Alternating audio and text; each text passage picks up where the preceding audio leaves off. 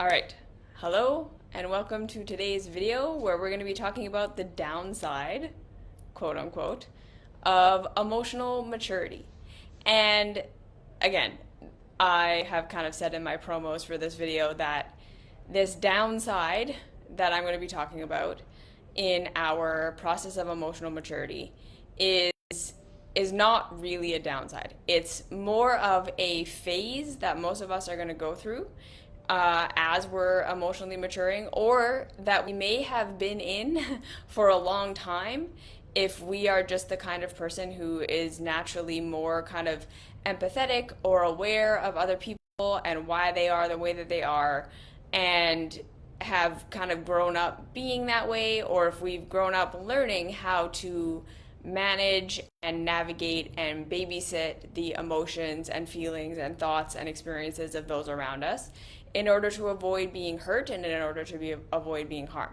So this is a phase that, again, a lot of us have gone through or will go through or are going through on our own journeys of emotional awareness and of emotional maturity, that again, it can be a place where we get stuck, and it can be a place where we get stuck in a way that doesn't actually feel good for us and leads to cycles where we're in relationships where we're not being respected and we're not being empathized with, and we're just doing a lot of emotional labor to keep the people around us happy. And we do that for many, many reasons, and I'm going to talk about that more as we go along. And like I say, it can actually just get into a place where we are going to start to feel very uncomfortable, and we're going to start to feel probably resentful, and we're going to start to feel like we're walking on eggshells all the time.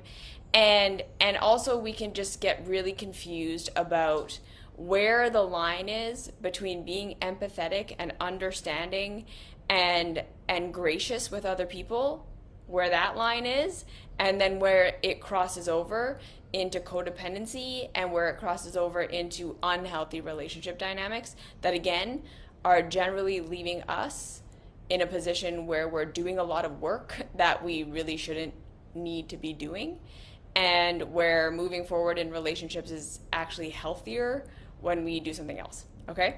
So before we get into that, I just want to again highlight the mystery school, because again, like, this stuff of learning emotional awareness, learning how to balance our own process of compassion and empathy with ourselves, and understanding where we're coming from, and understanding what we want and what we need, and balancing that in relationships, and really just this process of learning how to be nice to ourselves, how to be our own safe place, is really challenging.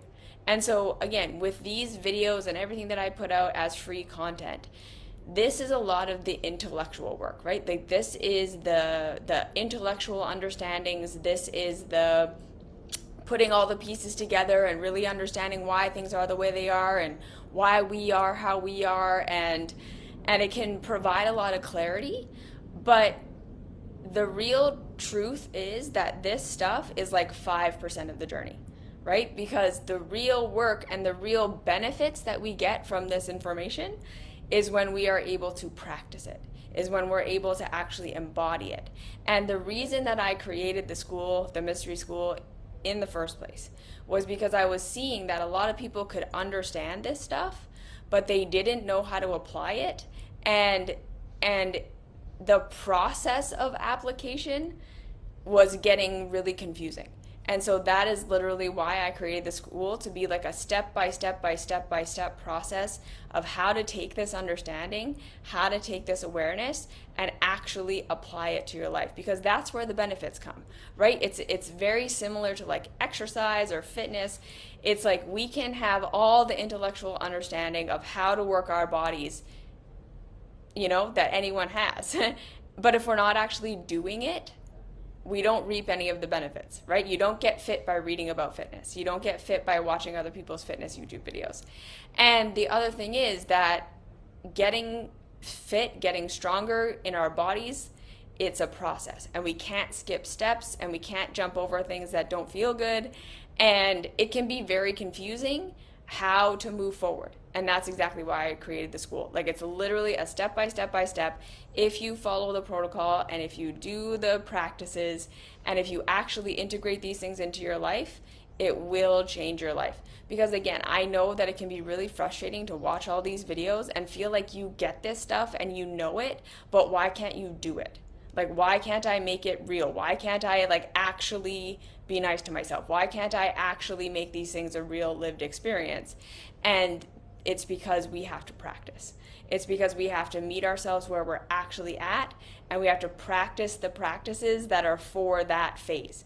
So when I was doing a lot of one-on-one coaching work, this is also why I was so inspired to create the school, because I was seeing that a lot of people were getting stuck in the same places, and we were kind of having the same conversations over and over and over again. And it was like, okay, people need just like a practical how to step-by-step guide for this. So now that I'm going to be stepping back into doing more one-on-one coaching, I feel so much better having the school built, because it's like there's all of these practices, so we can take the awareness that we're building in our one-on-one sessions, and we can take the information that we're getting in our one-on-one sessions, and I can direct people to like, and then this is where you want to work, this is what you want to do, here are your practices, they're laid out. So if you're interested in taking this work and making it real, and you're kind of upset with or tired of spinning your wheels and understanding this stuff, but it's not actually like changing your life, that's what the school is for. So you can check that out in my Instagram bio. You can check it out if you're watching this on YouTube. You can check it out in the box below. And then, of course, if you're looking to work closer with me, I'm starting to open up coaching spaces. So you can fill out the form in my Instagram bio or in my description box in my YouTube. Okay, so that's that. And now let's go back to what we were talking about, which is the downside of emotional maturity. So when we are on this path of self-love and personal growth and understanding, we are absolutely going to be moving towards understanding ourselves and why we are the way we are on a much deeper level, right? We're going to start to understand why we have the habits that we have, why we have the scapegoats we have, why we have the numbing we have, why we have the coping mechanisms that we have. We're going to really start to understand where our perceptions were blocked and were totally skewed by our upbringing or by our culture and all of these things, and how much that affected us. And we're going to be learning how to understand our own needs and our own wants and our desires, and how to communicate those things. And this is all really amazing stuff, right? Like, this is just incredibly empowering. It helps us to come out of these spirals of shame and blame and guilt and feeling like there's something wrong with us. And again, it's like, it's providing context for us for why we do all the things that we do and why we are the way that we are. And we are going to start to just naturally have a lot more compassion for ourselves, and a lot more compassion for where we are in our lives and why we're doing what we're doing. And we're going to be a lot gentler on ourselves when we're looking to support ourselves and making changes that feel better. Because again, remember that the self-love work isn't, good to see you too. The self-love work isn't about just accepting yourself the way you are and just saying like, all of my pain and everything that kind of isn't good right now, I'm just going to leave it how it is because I love myself. The self-love work is really about understanding why you are the way you are. What needs are being met through your current behavior, how you're adapting to situations that weren't supportive of you, how you are doing the best you can with what you know right now, and then understanding that there's pain and there's consequences of your actions, and all of these things are still real, and none of that is because you suck, and none of that is because you're wrong and bad and you need to fix yourself. But if we have pain, we do want to figure out how we can shift ourselves in whatever ways we can to cause less pain. We want to see how we can support ourselves better than the things that we're doing right now. We want to learn to shift our behavior and our way of interacting so that we can get our needs better in more harmonious ways. Like, this is not just I love myself and therefore I give up and just try and be okay with what is, right? It's very multifaceted and complex. And while we're at it, while all of this is happening and all of this is going on, we have to understand that we are also going to start to have, if we don't already have, because like, again, most people who come on this path and most people who follow my work are naturally more empathetic than the average person, right? Like, I know that in the spirituality and the self-help world, there's this like delineation of people who are empaths versus people who are not empaths. And I think that that's a bit of a misnomer, because I do think that humans are naturally empathic. Humans are just naturally, when we feel safe and when we're in healthy communities, we want to take care of each other. We want to empathize with one another. We want to be connected on that deeper level, not only because it serves our survival, like it just is better for us when we live in community and work in community to understand each other. It's also just because we are social beings, and we really like being connected to one another, and that is a part of what is fulfilling as being a human being. So what we need to understand is that our culture, the way that we're raised, the way that our very hyper individualistic culture works, breeds a lot of the empathy out of us. Okay? This culture that we live in is very much focused on having us disconnect from our emotions, having us disconnect from our feelings, having us disconnect from our empathy, so that we can better participate in the systems of hyper productivity and hyper consumption and competing with one another and being in this chicken pecking order kind of life. Because this is what serves the continual, we have to be in a state of constant expansion that our economy and that our world runs on right now, right? It is very much bred out of us to be empathetic. And it is bred out of us to be aware of ourselves and of our emotions and of our bodies and of others and their emotions and their bodies, because it gets in the way of us being competitive. It gets in the way of us pushing through our own boundaries. It gets in the way of us doing what we need to be doing in order to continue to push society forward in the way that it's going, right?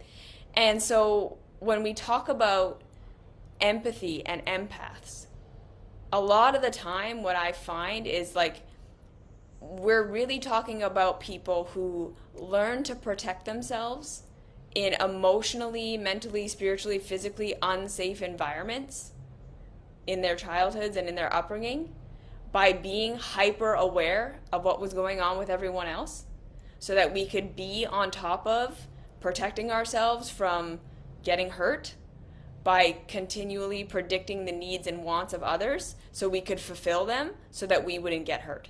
Right? A lot of people who are labeled as empaths are really people who just have been through a lot of having to be hyper aware of what everyone around them was feeling and thinking and doing in order to avoid being abused or avoid being hurt in some way. So that's part of it.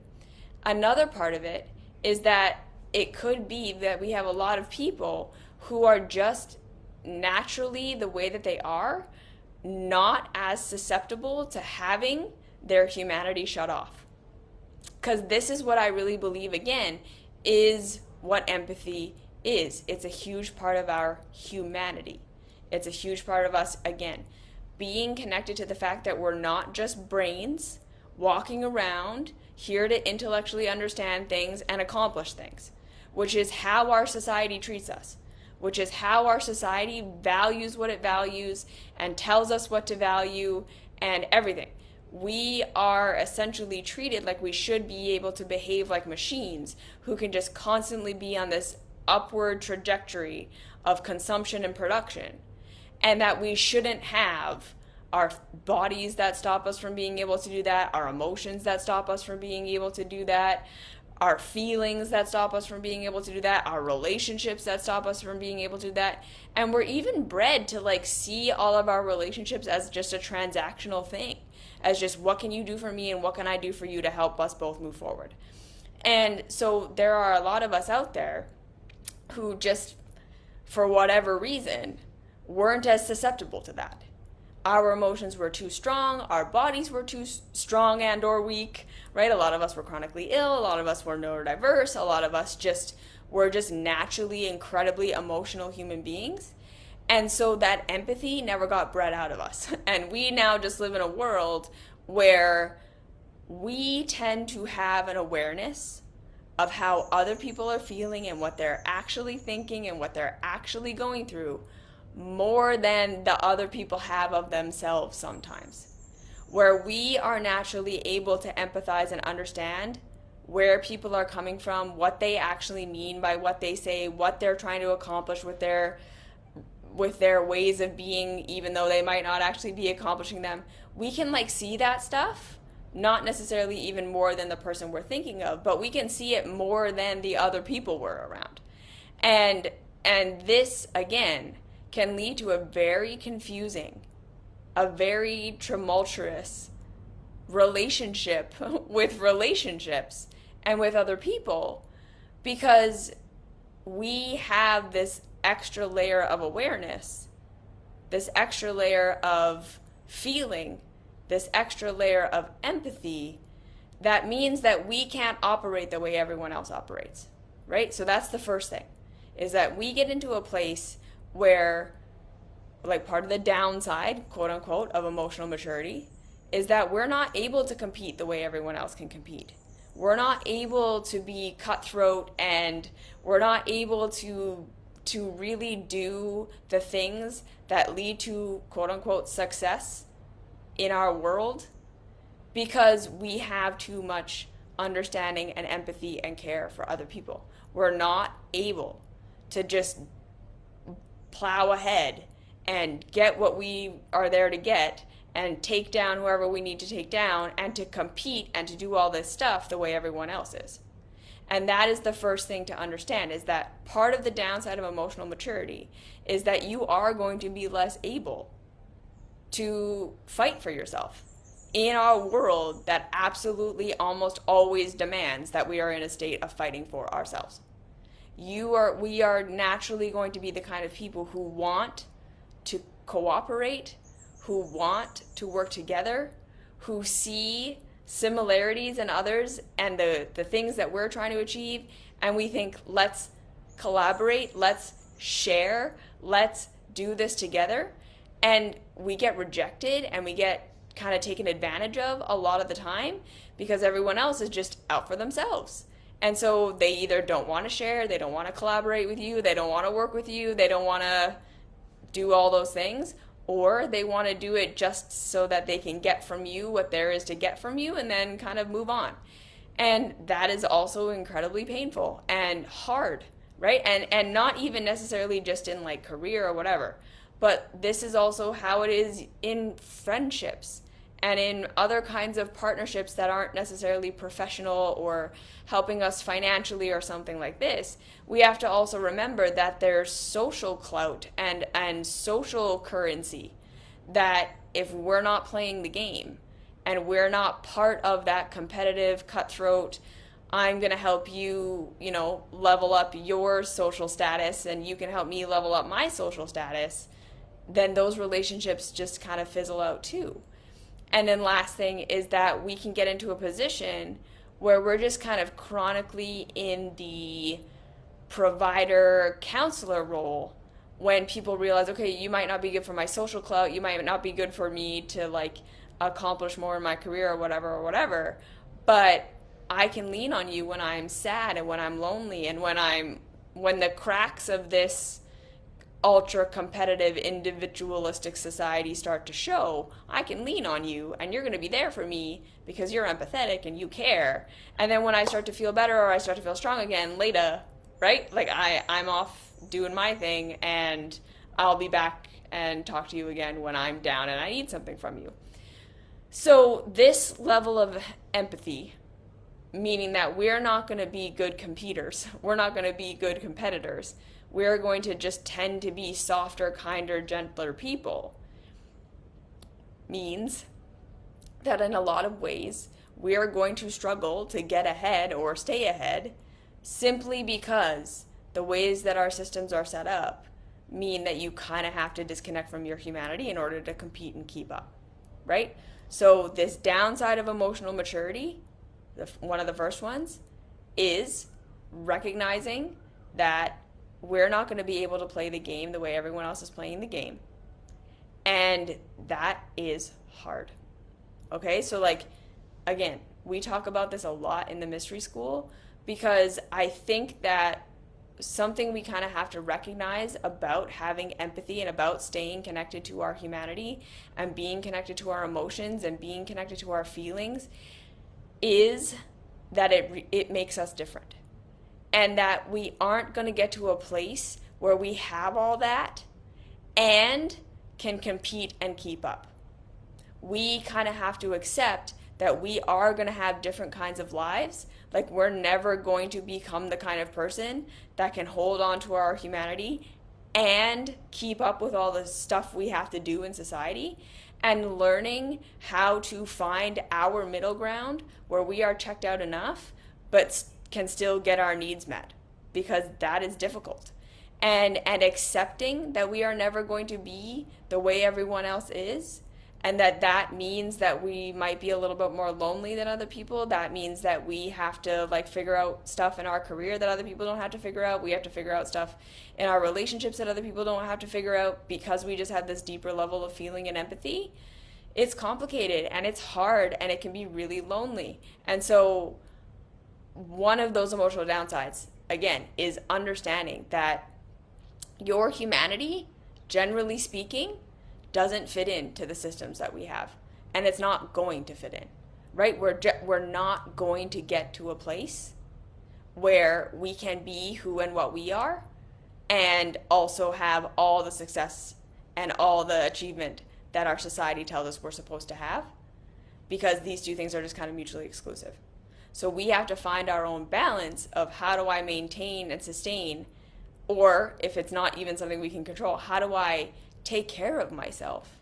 How do I make sure that I can nourish and nurture and support myself in my empathy and my feeling and my all of these things and not get eaten up by society, right? Because this is what I think happens to a lot of us is that we just try to fit in, and it kills us because we don't learn how to accept how we are and then how to figure out a life around that. And so that's another huge part of what the self-love path is it takes us out of trying to figure out how we're going to fit what we are into what exists. And we start to say, okay, I'm going to accept what I am. I'm going to accept my levels of empathy. I'm going to accept my levels of sensitivity. I'm going to accept that I don't want to compete and I can't be mean and I can't do all of these things.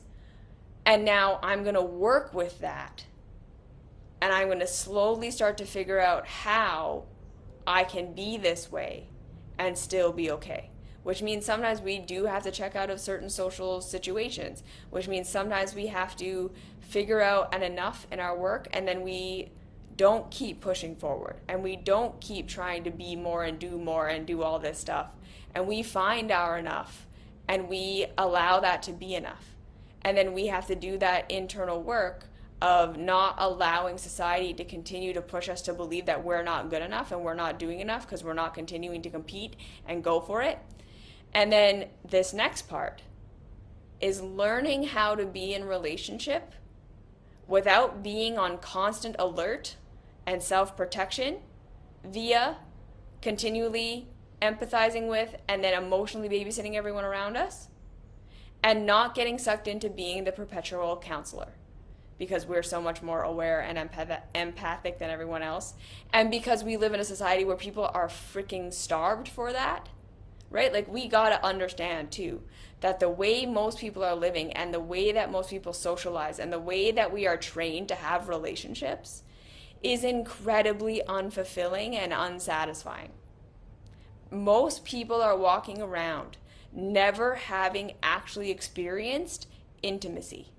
Like, literally never experiencing somebody seeing them, appreciating them, wanting to just get to know them, and not for the sake of getting something from them.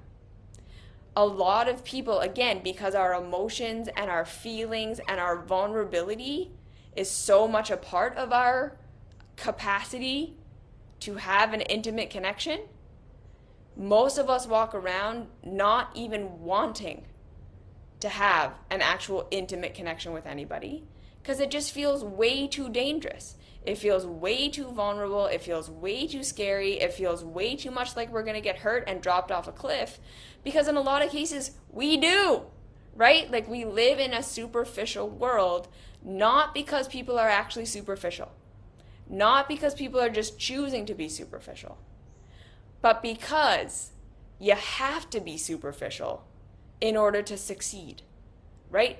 Again, most people have no experience actually empathizing with the humanity of someone else because we're so busy being afraid of our own humanity.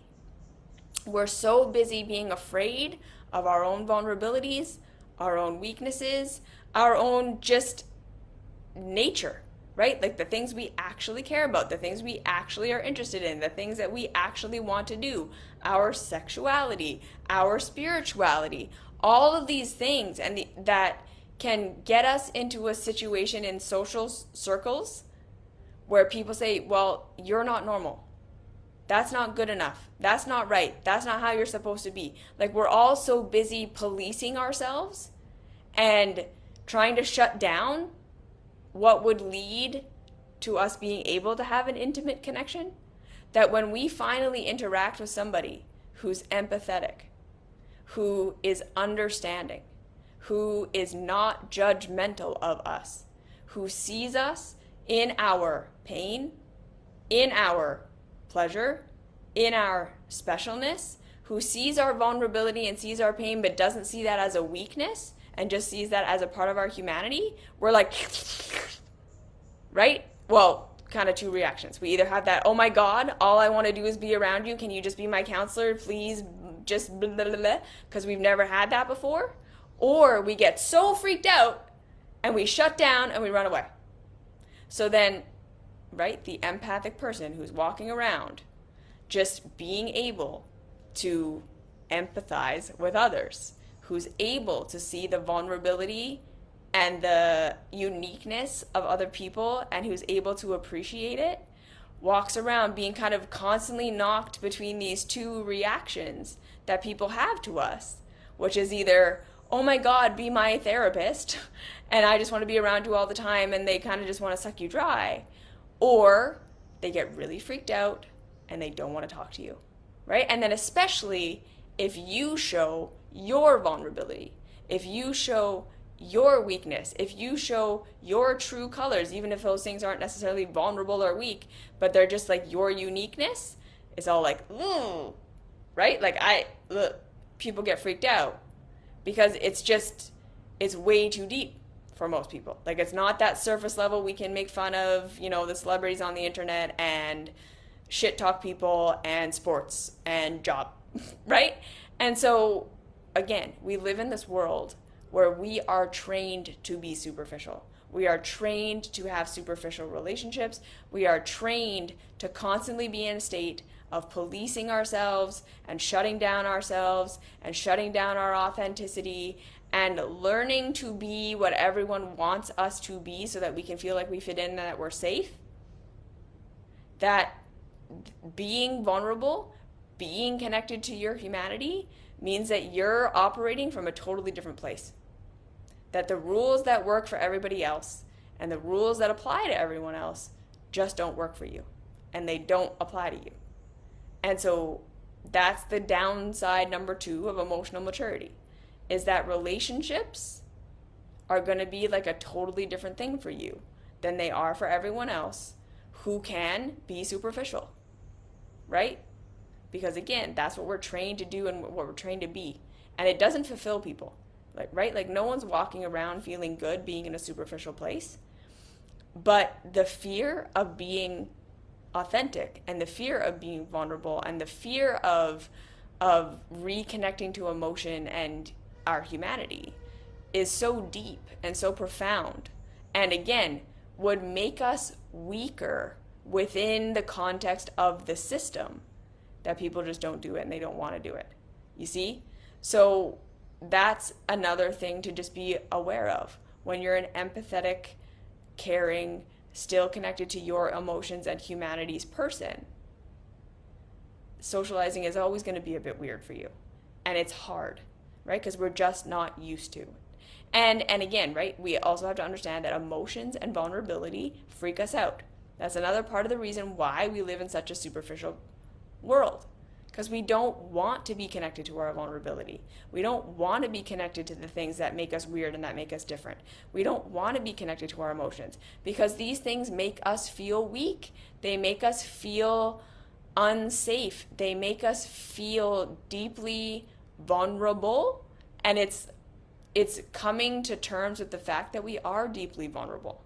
And we live in a world and in a culture that really wants to believe that we can transcend that vulnerability, that we can make enough money, that we can have enough success, that we can have enough friends, that we never feel vulnerable again, that we don't have to face the existential realities of being a human.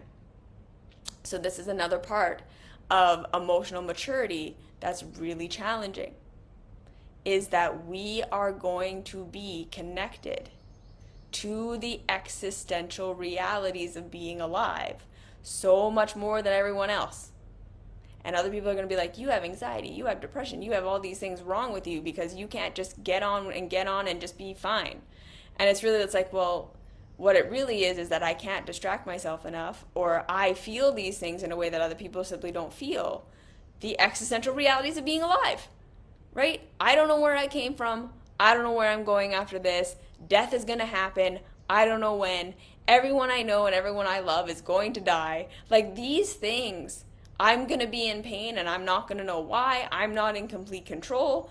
These are not fun things to think about. But when you're empathetic and connected to your humanity, they are going to be a part of your awareness. And that's going to make things uncomfortable. And that's going to make things vulnerable. And again, people aren't going to like that. Okay? And then, with all of this, when we are emotionally empathic, when we can start to see why people are the way they are, we can start to see why people behave the way they behave. We can start to see why people freak out and do harmful things and are rude and are upsetting in a way that other people can't.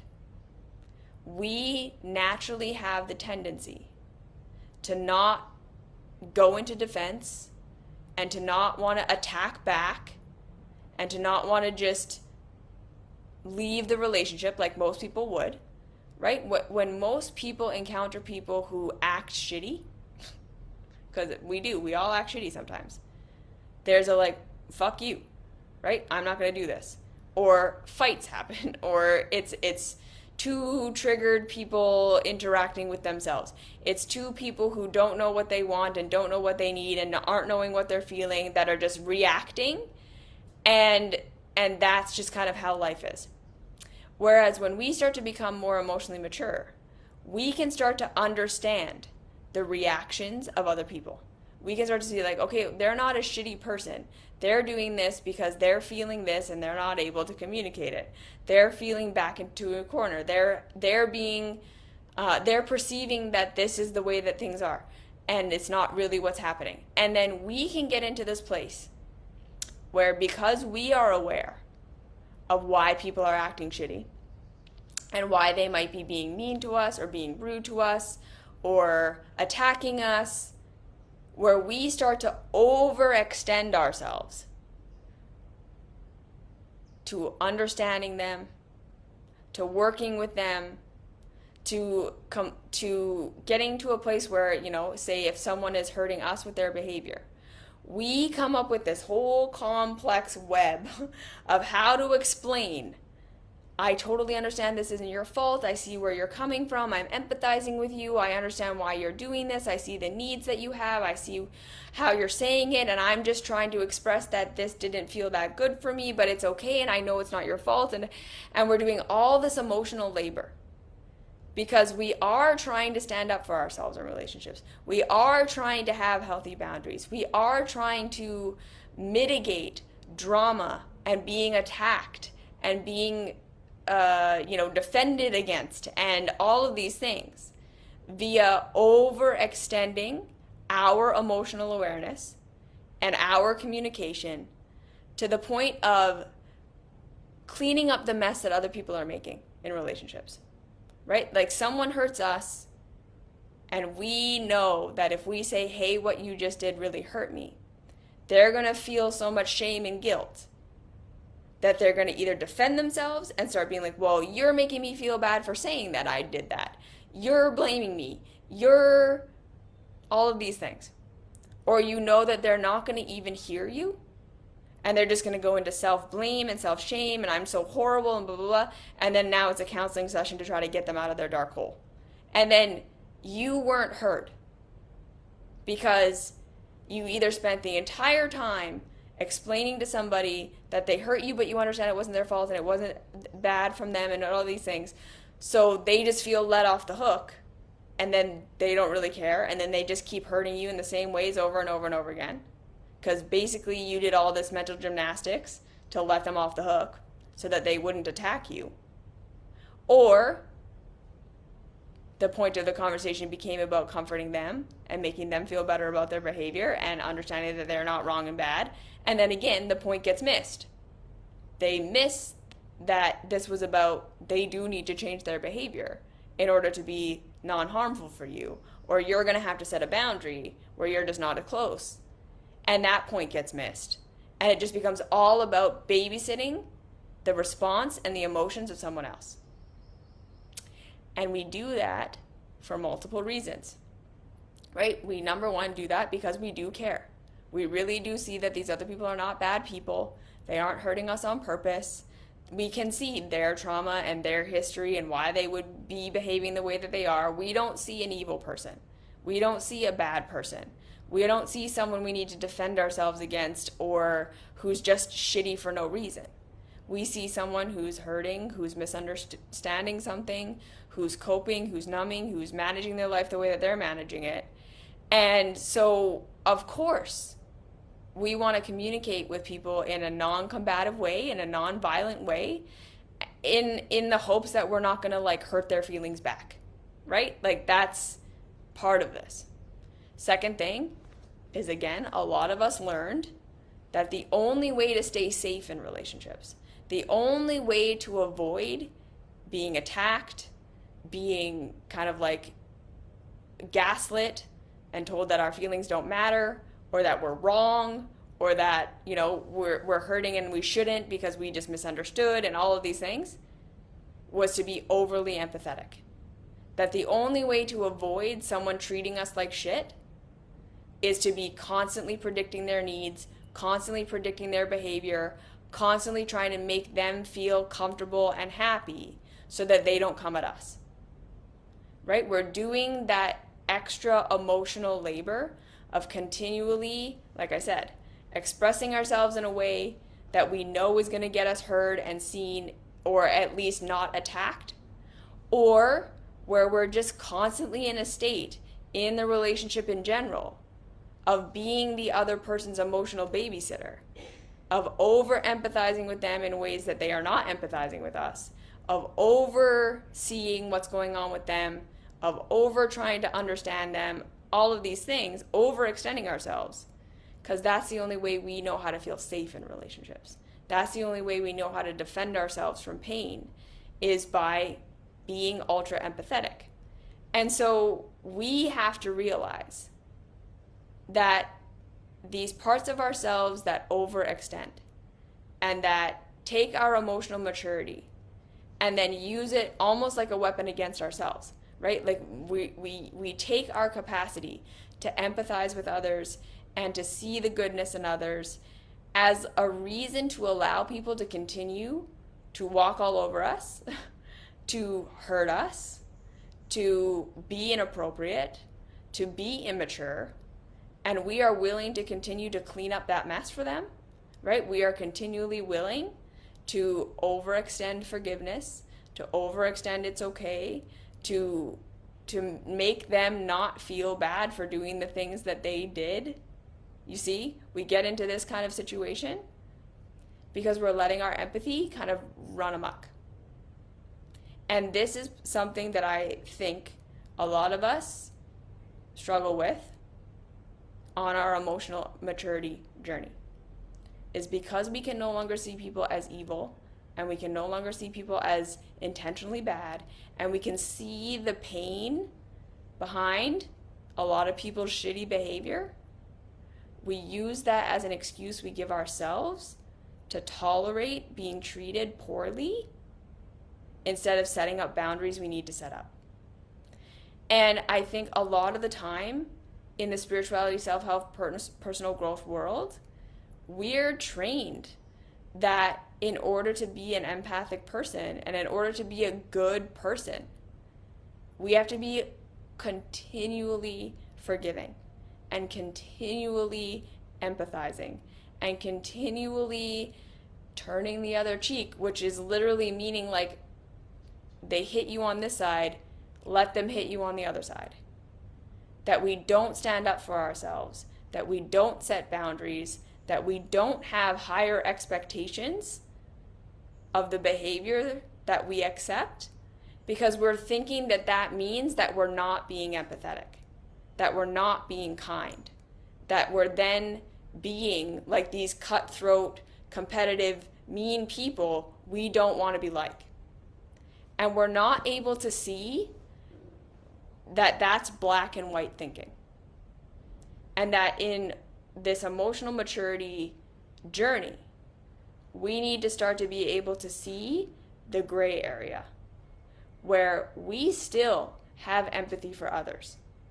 We still completely understand that people are not being shitty because they are shitty, because they are evil, because they just don't care about people, right? We are able to continue to understand that people are hurting, that people do shitty things because they're immature, they don't know any better, or because they're hurting and they're living from defense and they're living from their own misunderstandings and their own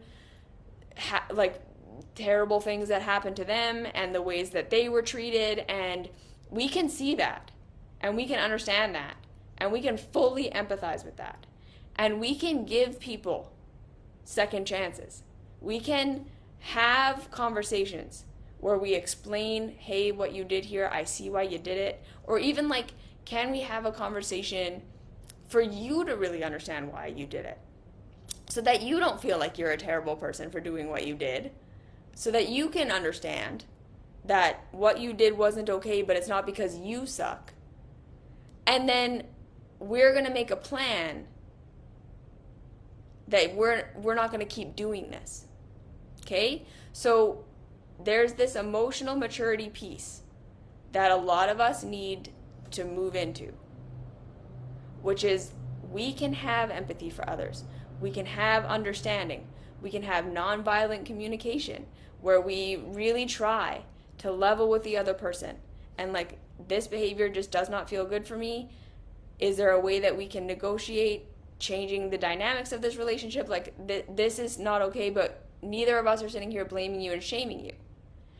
And then, if the behavior continues, if it's a continual battle where you're constantly having to overextend your emotional maturity to babysit the emotions of someone else, where the forgiveness means that you're just constantly setting yourself up to receive the same shitty behavior over and over and over again, you got to understand that at that point, we aren't responsible for this anymore. This is not my responsibility anymore. This person is not my child. This person is not mine to take care of. If this person is not able to meet me with a reasonable level of emotional maturity. So again, we're not expecting that no one ever gets triggered or flies off the handle ever again. We're not expecting that people aren't going to hurt us. We are going to fuck up, right? We are going to lose our temper and get triggered and be mean and do all these things for the rest of our lives.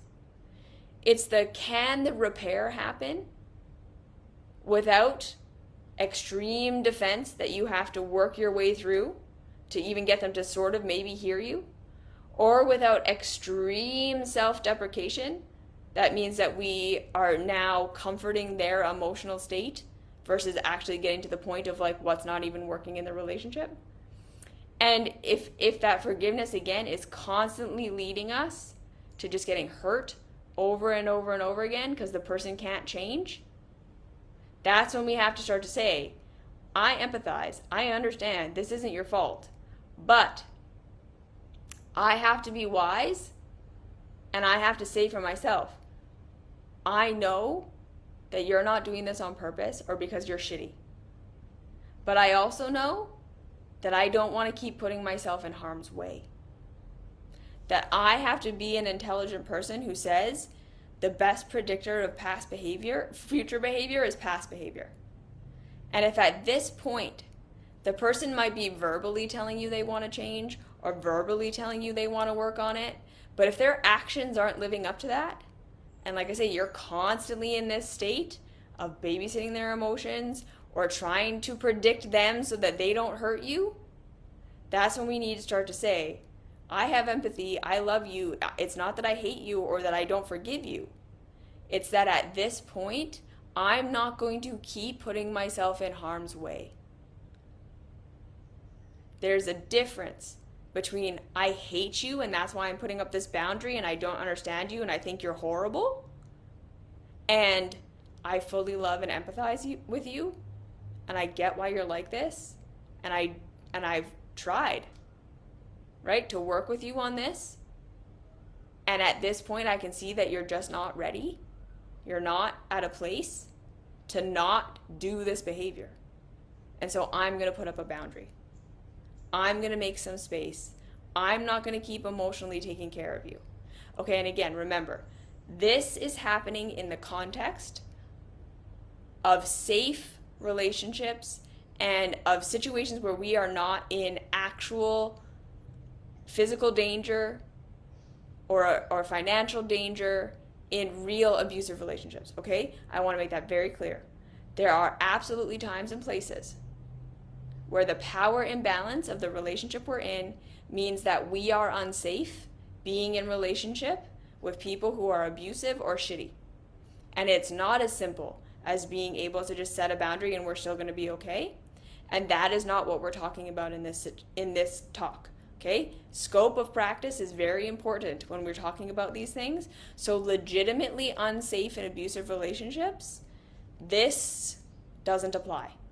If you are in that situation, you need different help. You need to ask for help. You need to ask for support. You need to do things to make yourself safe that are not going to be you're in a relationship with a semi-reasonable person who you can set boundaries with and expect that you're going to be okay, right? It will be emotionally upsetting or it might be weird, right, and uncomfortable, but you're not in danger. Okay, and so I really want to speak to that for just a second. I don't want to make it sound like when we're in actual abusive relationships or when the power imbalance is such that we are actually unsafe, that this applies, and then you feel like you did something wrong, that you couldn't have a conversation and then set a boundary and be okay. Sometimes that's not the reality, okay? And that is a different situation where you need different help. So I just want to make that clear. Because real power imbalance is where we are actually unsafe and vulnerable to people who are unsafe people is a real thing. And that's not what we're talking about here. Here we're talking about shitty relationships, right? Here we're talking about emotionally immature relationships. Here we're talking about, again, it can feel really unsafe to set boundaries. And like we're going to be alone forever. And like no one's ever going to love us. And like if we have boundaries and if we have expectations, everyone's just going to leave, right? And I've been in that situation where I was such a pushover and a over empathizer and an overdoer for so long that all of my relationships were built on that. So when I started to set boundaries, people were like, fuck this, I don't want to do this, right? Like the whole point of this relationship was that it was constantly about me and it was constantly easy and you were always overextending for me. And that felt shitty And that was lonely for a while. But I wasn't actually unsafe. You see what I'm saying? There's a difference between my nervous system felt like I was going to be abandoned and unsafe, and I legitimately was not going to be able to provide food, or I was going to be in an actual physically dangerous situation. Those are two different things. You see what I'm saying? So this is where we're talking about it might feel shitty, and it might feel like you're going to lose everybody. And maybe you will lose a lot of the relationships that you're in, but you will be okay. You really will be okay, or people will adjust. And this is another thing that sometimes we have to set the boundary, receive the pushback, because that is going to happen, right? When we start to set our boundaries and we say, I'm not going to emotionally babysit you anymore. If you're going to act like this, and you're going to blame yourself and go into this shame spiral, or you're going to blame me and gaslight me, I'm not participating. Here are my expectations of what I accept in terms of behavior. If you can't live up to that, that's on you. I'm putting a boundary. People are going to push back. People are going to say, no. Go back to doing what you were doing before. Go back to taking care of me. They will push you. And then you hold on to your boundary. People will eventually rise to the occasion, or they will leave. And you will be okay. And that's a big part of emotional maturity, is learning where we need to stop babysitting people and essentially groveling for love. And we start to have these levels of, okay, I'm not going to use my empathy as an excuse to not have self-respect. I am not going to use my empathy as an excuse to not have self-respect. I am going to maintain my empathy. I am going to absolutely understand where people are coming from. I'm going to give people a chance to share with me where they're coming from and what they're actually feeling. I'm going to practice to the best of my ability nonviolent communication. I'm going to give people a chance to change and to do better. But I'm not going to use my empathy as an excuse to let people walk all over me just so that I don't have to be alone. Right? That's when we start to have to say, is this really empathy? And am I really afraid of just being a bad person? Or am I continuing to overextend and hyperextend myself because I don't want to be alone? And I don't want to lose these relationships and feel like if I don't have this kind of shitty relationship, that there will be no one. Right? And that's the deeper work of this. And then where the tendency to over empathize is coming from a trauma, right? Like you had to do that in your childhood in order to be safe. That's deeper work we got to do, right? That's healing on this self-love path or therapy or other kinds of resources that we need to learn how to go back to those scary places and to nourish those parts of ourselves that were so unsafe, and to process that and to grieve that, and then to slowly learn new ways of being in empowered adult relationships where we don't act like that anymore. And that's a whole other long journey. Because remember, a lot of the time, the overextending and the over-empathizing is a response to having experienced that we had to do that to be safe. Because the people around us were so emotionally immature and volatile that the only way that we ever got our needs met was through being overly empathetic. Okay? And that's a healing journey we got to go on. So that is what I wanted to say about some of the downsides of emotional maturity, is that we need to learn how to have empathy and how to have understanding and how to forgive and all of these things without taking it so far that we become self-abusive.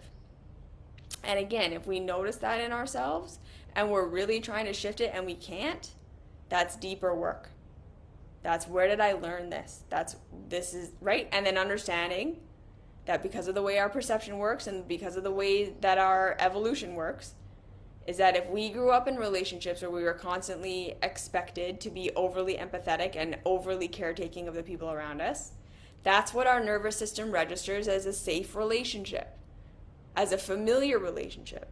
So then it's likely that in our adulthoods, we formed a bunch of relationships with people who are like that, because that's what our nervous system is used to. So now we're continually playing out these same situations, not by choice, not because there's something wrong with us, but that's how our repetitive nature is.